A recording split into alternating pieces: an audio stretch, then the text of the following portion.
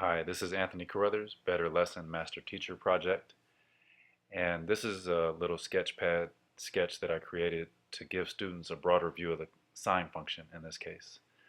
So this relates to the problem that we're doing with the parallelogram and describing its area as a function of this angle right here.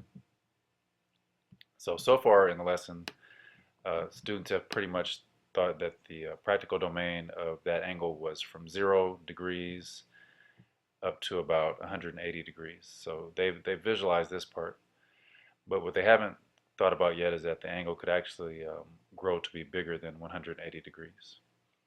So really the point of this is just to describe how the sine function works. So you can see as far as what we're keeping track of here, we have the measure of arc DEB. So that will measure basically distance around that circular arc, and it can take on values bigger than 180. And then we'll see here is the output of the function, so 50 times the sine of that arc, which is the same as the angle measure that we've been looking at. So we want to get this idea that that angle measure can grow to be 180, but then even be bigger than 180 in theory. And then we want to see what happens when that occurs. So I would show students how things we'd already predicted are true, like the area is 0 when the angle is 0. When the angle is 90 degrees, the function appears to have a maximum. Then it starts to decline again and get back to 0 once the angle is at 180 degrees. But then something interesting happens when we get past 180 degrees.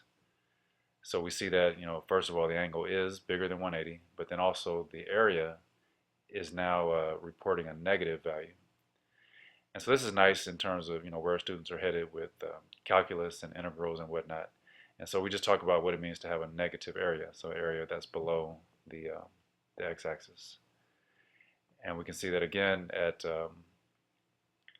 270 degrees, the function reaches an extreme value again, this time a negative area of 50, and then starts to decline again. And we could picture that this kind of periodic process just repeats and repeats and repeats and could go on forever. And this is a new thing for students, so just take some time to let them ask questions, and hopefully by showing them things on this sketch they'll have a better conception of how trigonometric functions behave. So once again, Anthony Carruthers, Better Lesson Master Teacher Project.